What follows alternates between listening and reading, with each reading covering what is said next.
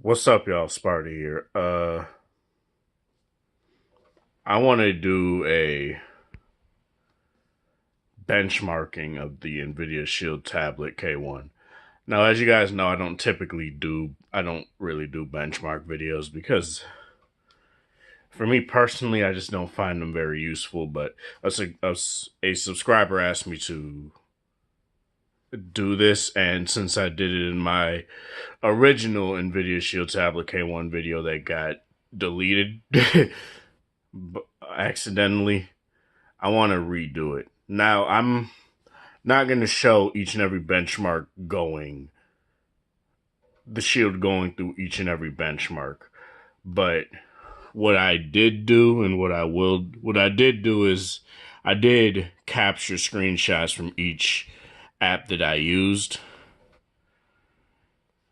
which is basically, these six right here, which I didn't really need to download Antutu 3D Bench, since the regular Antutu benchmark has that in there. So I'm going to just focus on these five here. And I'm basically, just so I'm not here all day and tired when I have to go to work, I'm going to just show you guys each screenshot and just talk about it. Now keep in mind this tablet is 2 years old or 3 years old now. Technically, it's more than that, since it's basically just the regular Shield tablet just without the stylus. So just keep that in mind. And a battery that doesn't explode, but it's whatever. Let me get into this right now. Unfortunately, there's no gallery app on this tablet, so I kind of have to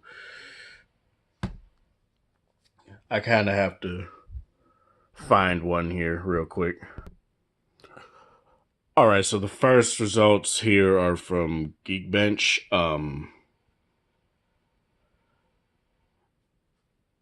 As you guys can see, the single core score is 1088. The multi-core score is 2960. Compared to like phones of today, which are like in the tens of thousands, this actually isn't very great. But as I said, this isn't relative to actual day-to-day use, so I wouldn't necessarily say to make this something a true buying decision off of, especially since this tablet is like $200 and you could probably get it for cheaper. But since obviously the Shield is discontinued, you might have to search on eBay and that may actually find it for cheaper. Next is Basemark. For here, I don't know what this is made for, but it says his gaming performance is at 30,007. And I don't know how good that is relative to other stuff. And I didn't necessarily have time to check. But from my personal experience with using this tablet for, how long have I had this? Like a year. I'd say that gaming performance is actually very good on this still. For example, I play, where's the fucking game? Lineage 2 down here.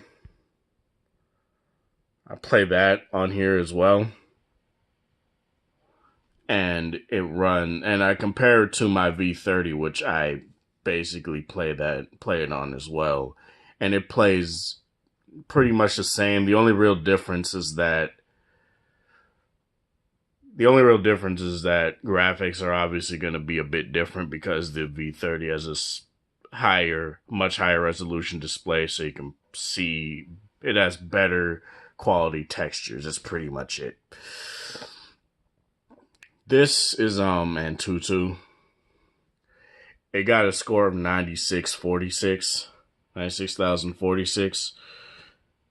And it's 3D, it got 38,933. It's UX, it got 25,209. CPU 25,143, RAM 6,761. Now, in a lot of these benchmarks that I've seen, when I would like look at other phones, specifically in Antutu, it would say that it was more comparable to say like the Note 7 and the S7 of last year than any phone today. So you're pretty much now getting last year's performance out of this tablet, which is still very good. And keep in mind that there are not a lot of like optimized games even now still. So it's gonna be very difficult to say that these benchmarks are the end all be all to what you would actually feel in game, because I played a lot of games on here, and for the most part they run pretty much the same, aside from like maybe my V30 loading it slightly faster or my V30 being cooler when I'm playing it for like a whole hour on end or something like that. This is something that the Shield still does very well at, which is playing games, and that's what it was made for. This is UX bench. Yeah, this is UX bench.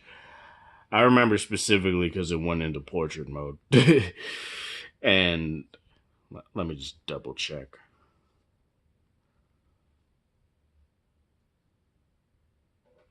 Yep, that's it. Oh, and it even still brings up, it literally brings up the same score.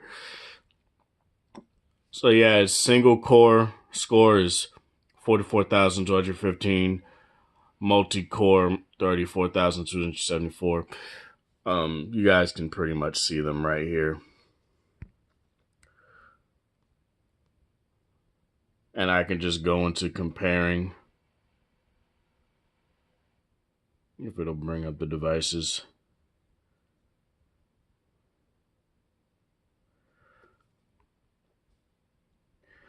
The overall score is 112,426. And if I compare it to other stuff, it's kind of half the performance of pretty much every other device. I think the LG H933 is the V30, I think. I'm not entirely sure. But it still goes very well and still does pretty well comparatively. Seascape, which this is all jarbled up for whatever reason. The screen resolution is 1920 by 1200. I ran it for like 20 seconds or something like that. And the frame rate would vary between like 15 to 17 frames per second. But keep in mind that might have to do with optimization as well. A lot of benchmarking apps are made for newer chipsets, so it might actually be different if it's not optimized for this. So, and the overall result is 3,662. And that's pretty much it as far as the benchmarks I did. As I said, I did Antutu 3D bench, but I didn't really need to do that. And for those two tested, it got 19 and 18 frames per second, which seems kind of weird because it seemed like it was running at way higher frame rates than that, but it's whatever. So yeah, that's pretty much it as far as this goes. I just wanted to make this video because somebody asked about it because they wanted to get this tablet. Just keep in mind that if you're going to search for this tablet, do it on eBay. You're not going to find it on their official site anymore, I don't think, unless they actually did restock it. Let me check actually in video. Nvidia Shield tablet. K1.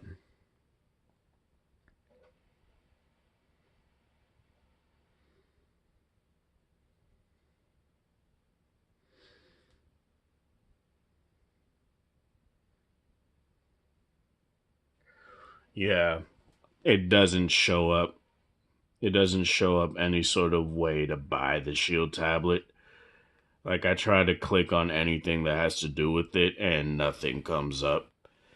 It'll show the new controller alongside the Shield tablet, but they don't have any way to buy it. So it's pretty much discontinued. Plus, they've pretty much said that they're not going to update this to Oreo. So that pretty much puts this at a standstill as far as what you can really do as far as keeping it up to date. Now, you can root it, you can do all of that.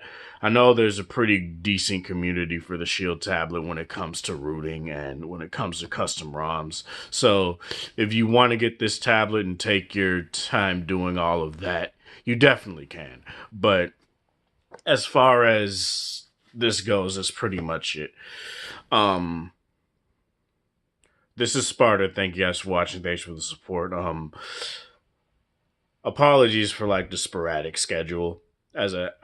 Due to the holiday season, I've been working 40 hours a week, and I'm pretty much going to be on that for the next probably for the foreseeable future. So I guess my schedule now will be I'll try to do a video at least Monday or Tuesday, Wednesday if I can, but just keep that in mind. I work overnights, so I kind of need to mellow out and focus on getting rest before I decide, oh, I'm going to do one video, a few videos and stuff like that. Thanks for over 300 subscribers, 308 or whatever it is right now. It might have actually changed. Let me double check. 308 subscribers. I really appreciate this. Thanks for all the shares and the likes and the comments. You know, it really helps the channel grow, and I actually want that to be the case for people to subscribe and see what they like. Now, one thing I will say is I do plan on doing more what am I trying to say? I do plan on doing more lower end phone reviews, like more mid-rangers and stuff like that down the line. I just have to, like, I do plan on getting stuff like the Essential phone just to see if it's actually good.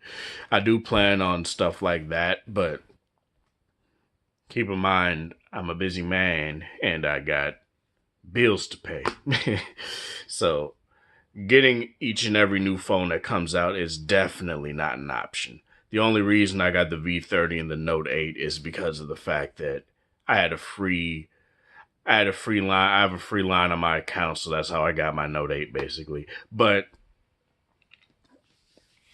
yeah, that's it. This is part of the thing, guys, for watching. Thanks for the support. Hope you guys have a wonderful Sunday, whatever time of day it is in your area. Have a good one. Be sure to like this if you liked it. Comment on it if you have something to say. Be sure to share it with people that actually will like this video or that is questionable about the Shield tablet and its benchmarking capabilities. But my thing is, what I would say to do as a literal benchmark is play your favorite game that you typically play on mobile and just play it on here. Or if you have any sort of suggestions of what games you would like to see run on here. Titanfall Assault, for some reason, doesn't run on here. I think it needs more than 2 gigabytes of RAM. That's a cap for this.